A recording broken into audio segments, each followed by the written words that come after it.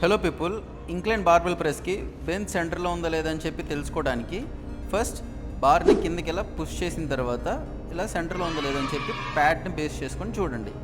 Next step వచ్చేసరికి angle set చేసుకోవటం. 15 నుంచి 45 డిగ్రీస్ వరకు అప్పర్ చెస్టే ఎంగేజ్ అవుతుంది.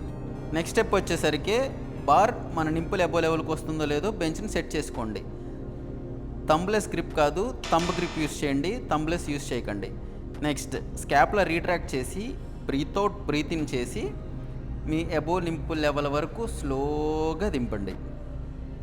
దింపి పైకి పుష్. కామన్గా చేసే మిస్టేక్ ఇలా ఫాస్ట్గా దింపటం, ఆ మిస్టేక్ చేయకండి.